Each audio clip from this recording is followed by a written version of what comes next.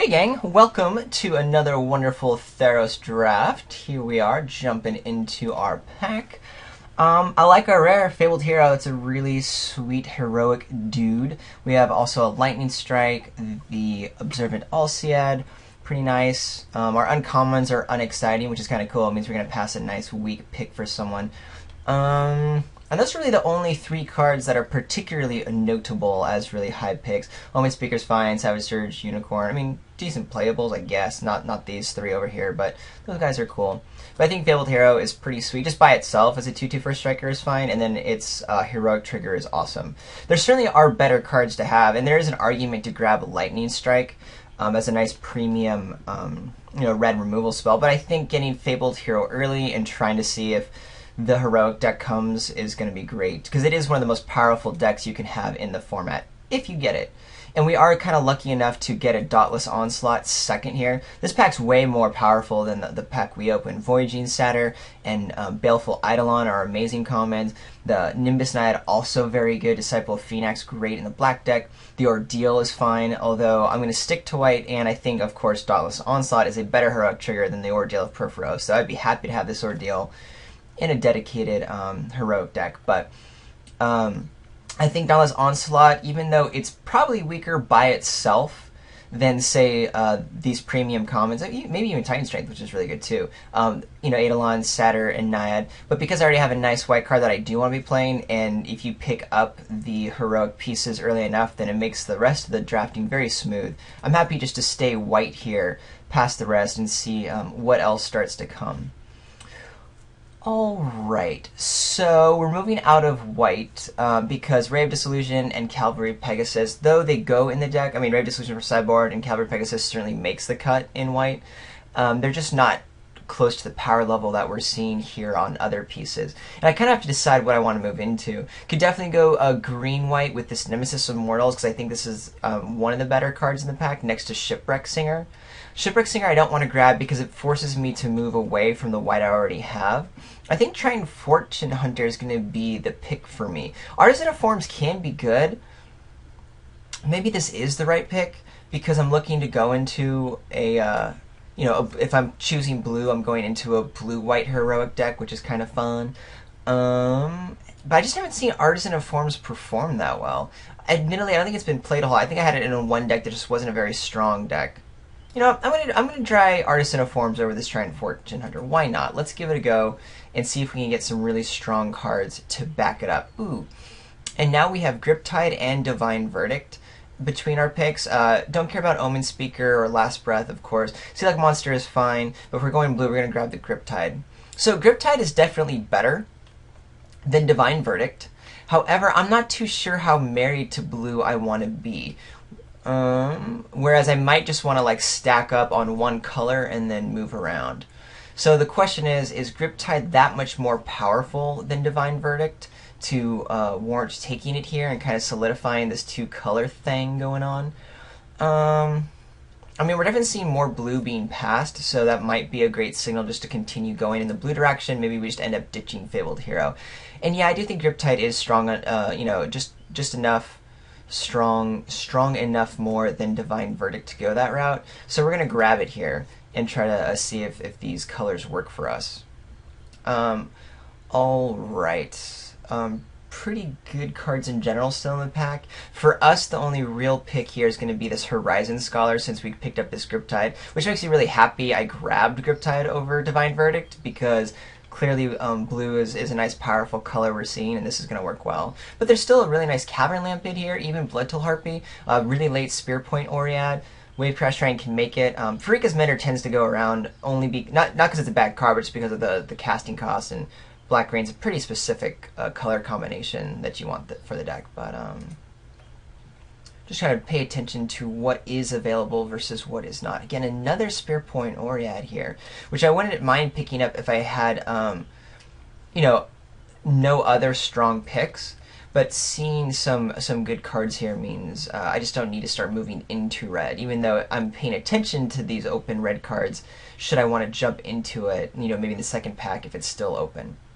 I think for me, it's just deciding between the Prescient Chimera and Aqueous Form. Prescient Chimera is just hands down better because it can do anything it wants on its own. The Aqueous Form, in a pinch, you play it in a heroic deck, and we already have two rare heroic guys. But right now, we're not really committed to a heroic build. We can easily move away from that. So we're just going to take a conservative pick with Prescient Chimera.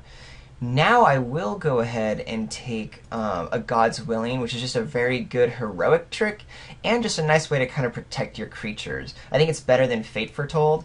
Fate Foretold, yeah, is a way to draw some cards and trigger heroic, but I think the God's Willing instant is a lot better. So I'm going to pick that guy up, and it was kind of cool to see here in the pack. Wow, that's a really late Karamitra's Occult, but I have a white pick here, so I don't want to move into green, and green wasn't exactly the color I saw flowing anyway. Opaline Unicorn, I don't think this is the deck for it. If I do kind of stay in these colors and I get the deck I want, I'm going to be a little bit more aggressive, which is also why I may not want the Evangel of Heliod. I'm not particularly strong in white right now, so I don't really need it. But at the same time, the Laguna Band Elder is not exactly a strong pick either. But I think I'm just going to go with it. I could be better. I'm going to take the Evangel. Never mind. There's a stronger upside. I might actually be wanting to play this. I might want to start looking for an Opaline Unicorn later on if I start building into the more control build that might happen.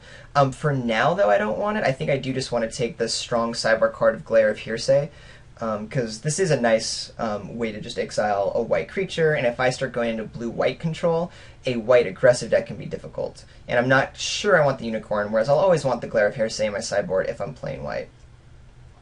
We'll just take the Scholar. Not really great if I'm not playing black, but if I need a playable, that's fine. And I am just kind of trying to cut the colors here, and I don't really need anything else in these late picks, so that's a-okay. I'd rather have Ray of Dissolution for the sideboard versus a Knoll or a Yoked Ox, so that's fine. We have some nice sideboard hate happening. This is a late Savage Surge. Do I care about this Bronze Sable? I'm going to grab it. I don't have any 2-drops. If I want to be aggressive, it does work. Even though I think Savage Surge is just by far better than what we're seeing in these packs. I'll take Breaching Hippocamp, even though it's worse than Vulpine Glide, for the same reason. We're just kind of filling out our colors here. I could, be happy that we saw white and blue near the end there as sort of like subtle signals. They're not good cards, so it's not surprising that I'm getting a Breaching Hippocamp and a Silent Artisan late.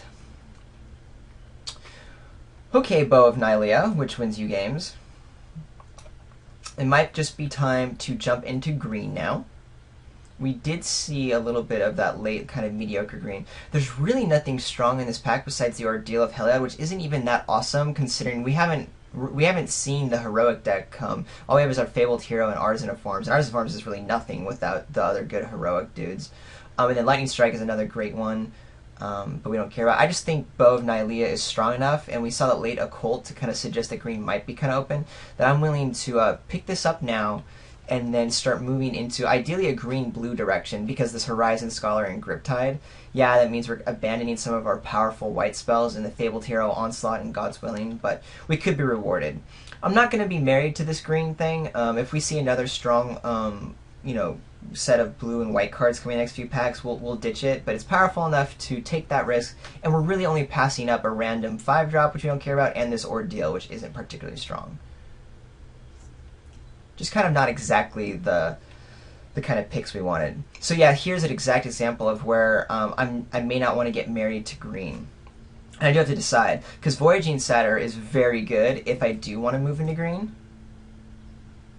And the bow is that powerful, but Battle-Wise Hoplite really rounds out this deck. And I think I'm going to go with more synergy over being too awestruck by this Bow of Nylea. It's really hard. Voyaging Satyr is great. Time to Feed would be fine. I'm hoping that this Divine Verdict comes around. Probably what would happen if I didn't take the Battle-Wise Hoplite and I took the Satyr, I would probably see this Tessin Griffin come around, which is actually very nice. Right now I'm looking at only seeing this Prescient Chimera and Benthic Giant, which isn't particularly amazing. But man, you can tell I'm so torn right now. I really don't know if I want to do this bow thing. It's just so good. What am I giving up? Voyaging Satyr's nice, helps me get to something late. I want to be blue-green if that happens. Blue was the most open anyway.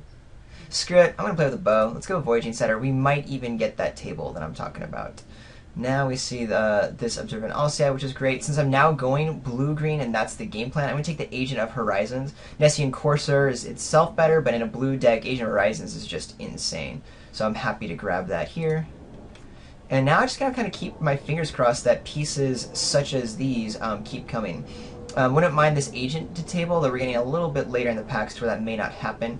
We are seeing that there was a lot of good white, but not a lot of the big, like, heroic white guys that really make the deck powerful. So I kind of like that I'm ditching it. But the Emissary here is just too good. It's going to really fill out our 4-drop, and it's just, I mean, all the Emissaries are great.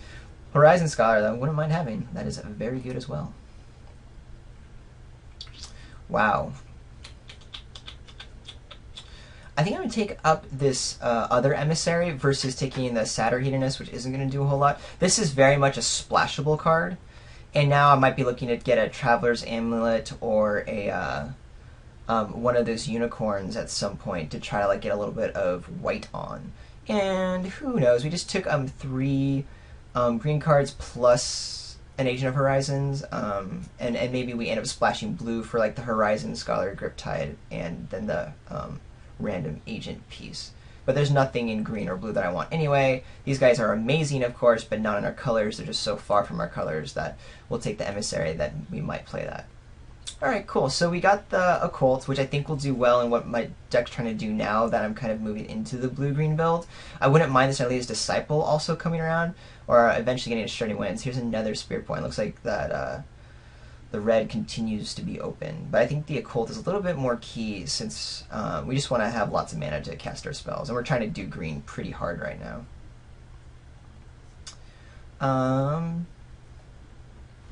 Could take a Dissolve, actually, over the Volpine Goliath.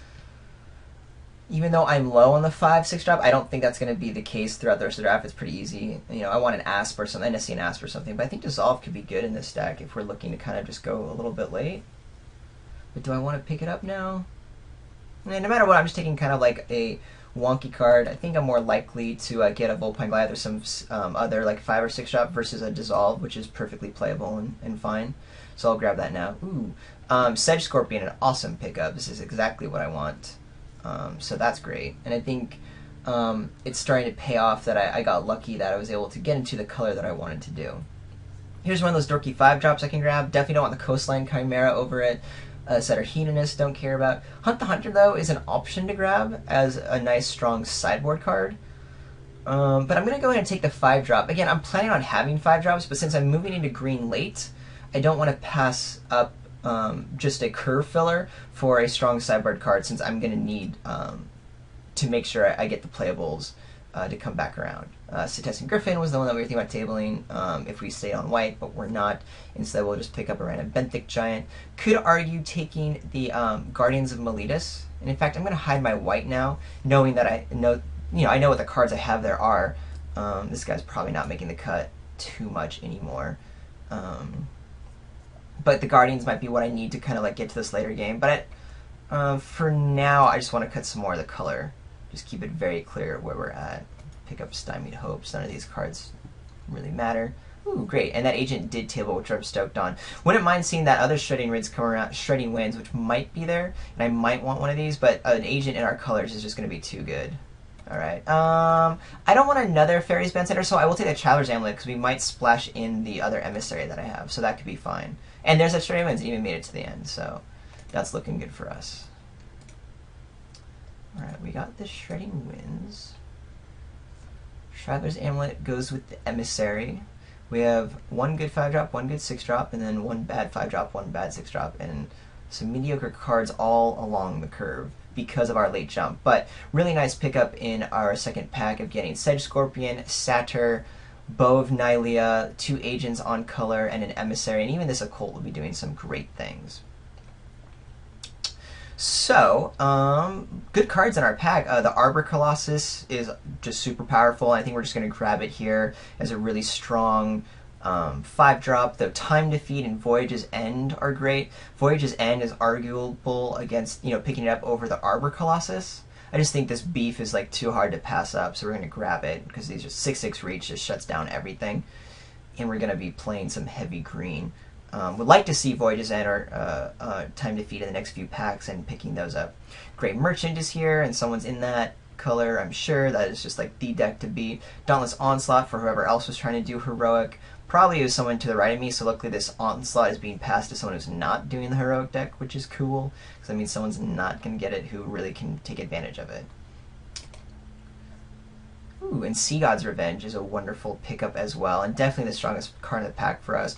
Savage Surge is fine, but we don't need it compared to this awesome finisher. And if that's the case, then we're starting to fill up on our better 5 and 6 drop things to do. I'm going to go ahead and hide these dumb guys, since we have a way better 5 drop and a really nice 6 with the Sea God's Revenge. And what I want to start working on is filling out the 3 and 4 drop slot, and then trying to get more ways to interact with my opponents aside from just one Griptide and then some, you know, dorky counter spells. That's what I'm looking for. And unfortunately, this Prussian Chimera is really the only pick we have in our colors. Wingsteed Rider is awesome and quite tempting, but having picked up the Sea God's Revenge means I don't want to audible back to white, because this Agent Horizons, Griptide, and Sea God's Revenge means I really want to be on the blue path. And I'm probably going to be not seeing as much green. Someone to the right of me was probably green, but we should get a few more. So unfortunately, yeah, we're just picking up the Chimera because I'm not going to splash in another Divine Verdict. I already have a possible white splash with the Emissary, which I think is more powerful. And we will play the Prussian Chimera, that's fine.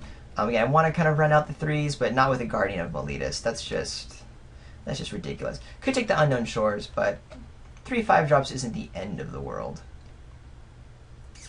This is hard. Now we're really starting to get kind of punished and for having audible than not being in the right colors now. But it's not like we're seeing anything great in this pack. Valwise Valor is fine if I had been in white, but I do like our deck as a power level better than we went into green. I'll take the Guardians here now. It might actually make the cut. And my deck is looking to go kind of late with some unblockable guys or some air guys and you know, having a lot of mana with our Occult and our Satyr, so that's fine with what the deck's trying to do. We're not trying to be super aggressive by any means. Alrighty, another Sedge Scorpion is great. Again, with our game plan of just trying to go late, we have some nice dudes on the ground early on to stay alive, get out our big dudes, and then just start smashing in. That is what we want. We'll probably see this Vulpine Goliath at some point in the draft. Either, I mean, it could even table since green was pretty wide open, and these cards are all technically playable on their colors. But Sedge Scorpion is great. Definitely want that right now. Okay. I think another Agent of Horizons is going to be good. The question is, do I need it compared to needing like a Savage Surge? So let's just say we're not splashing and I'm being a little bit, you know, picky. My 2 drops are just horrible, minus the Satyr. This Artisan of Forms, which is really doing very little in my deck right now. Actually, it's doing absolutely nothing in my deck. This 4 drop is horrible.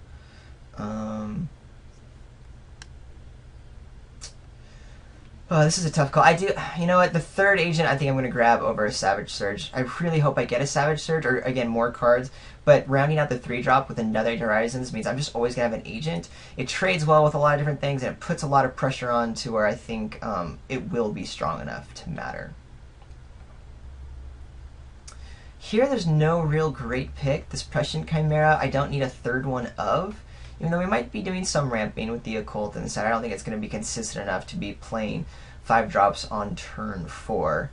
Fate Foretold is something that at least lets me draw cards, but, I mean, I have one stupid heroic dude, so it's not like I'm getting a whole lot of extra value.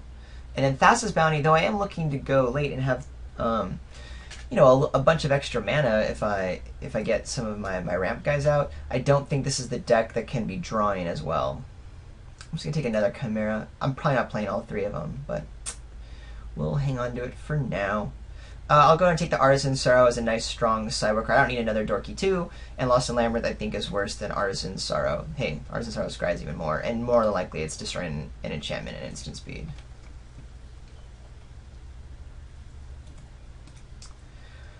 Alright, so...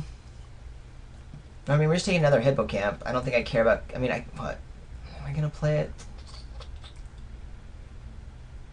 No, there's no way at the 4-drop slot I want another Breaching Hippocamp, so I'll just cut Lash of the Whips, which is just an awesome removal spell. I already have Benthic Giants and plenty of big dudes for later, so we'll cut Titan Strength. I know I'm a little strong playables, but remember I hid some of the bad ones, some of the bad cards, so I have enough to make a deck, and I'm probably going to play 18 lands because I want to be getting into my high drops, and I have plenty of things to be doing with my mana, with like a Bestow and all of our 5s and 6s that are just our win conditions. So since there's no like good cards for me, I'm just cutting cards that are more powerful. Here I'll grab another Guardian, which I don't really want, but if I really feel like I need to have a lot of defense really early, I don't mind playing that as well. None of these matter. Hey, there's that Voltpine Goliath. I already have a Stymied Hopes, which I hid, and I'm not going to play 2, that's for sure, and maybe we are just going big beef deck, even though this is not the power level of the 5s and 6 that I really want. Arbor, Colossus, and Rising Scholar are great, but the Prescient Chimeras aren't insane. They're good, but they're not insane. And Voltpine Goliath, like, I mean, where are my Nessian asps? Where did all my asps go? Probably someone to my right who seemed to be green. Alright, cool. Let's build a deck. Okay, here's the initial setup with I do have the splash in of Heliod's Emissary and Traveler's Amulet. We're going to be playing some planes. Right now it's at 23 because this is kind of like my 18th land. We'll see how that goes. If I need to cut a card just for like extra lands, for like maybe an extra planes. And honestly, there's some easy cuts. Bronze Sable we don't really need. I took out Outer Stone Forms because it's doing nothing. I have nothing to target with my deck. Guardian of Elitis helps us get a little bit later, but you know, I would rather get rid of this and bring in Shredding Winds or Artisan's Sorrow once I see what my opponent's doing. But for now, I'm going to play conservative. Have a guy that comes up the ground until we see. You know, I don't want to just have Shredding Winds against a deck with no flyers. Here's our 5 and 6 drops that we pulled out. I am still playing a heavy load of 5 and 6, which makes me maybe want to continue to go to the 19 land plan, as in 18 lands plus a Traveler's Amulet. We have so much to do, like, and we just need to get there. I do like the Sedge Scorpions, the Agent of Horizons to help us get to our higher pieces. And we do have some nice sideboard options, including even a Glare of Heresy or like a Ray of Dissolution along with the Artisan's Sorrow if we just see tons of enchantments that are just like my opponent just has like every single bestow creature imaginable. Our deck's not doing the Dauntless Onslaught sideboard plan. And I think it's about it to really consider. So it just comes down to, do I feel like this deck is a deck that's going to need a full 18 lands and a Traveler's Amulet? This Emissary really just needs to get boinked at one point on a plains, and then we're fine, and this is looking to be more here. Our curve is obviously super high, and you know what, I think because I have such weak spells that can be cut, such as the Hippocamp or the Guardian, I'm pretty much okay with cutting something to add in, and you know, the 19th land to go down to 22 spells, 18 lands, and a Traveler's Amulet. It means we're gonna have plenty of things that are getting us mana with the Satyr, our Occult, but I want that because if we can play our big dudes, then we're in good shape. Because the 2 Sedge Scorpions and the Bronze Sable and these Horizon guys, which deal with the ground pretty well, I feel like I don't really need the Guardians of Meletus. But at the same time, I mean, do I really care about the Breaching Hippocamp? It kind of works well at Dissolve. Why not? We'll get rid of the Guardians and then go ahead and play 18 lands plus the Traveler's Amulet. And if need be, we can adjust that accordingly against the right opponent. Let's see, 9-8 for 9 Forest. I do like that. However, I kind of want a second Plains. Even though we have the Traveler's Amulet, having 3 white sources for this splash is going to be cool, because this guy is actually good on turn 4, of course, as well, instead of just on turn 7. So if I can get a turn 4 down, that's cool. Can I cut down my green to just 8? I don't think so. I think I need at least 9 Forest plus this Traveler's Amulet to get Arbor Colossus online. And so if that's the case, am I cool with only 7 islands? We don't have a lot, but we do have this double blue here in the high end. But I think I'm cool with that because it's like playing 8 islands, which is all I would need with my double blue spells. So I think we're going to hedge that way, and then we'll use Traveler's Amulet to go grab the island or the plains depending upon what our hand is looking like. I like that quite a bit. Yeah, that's the game plan.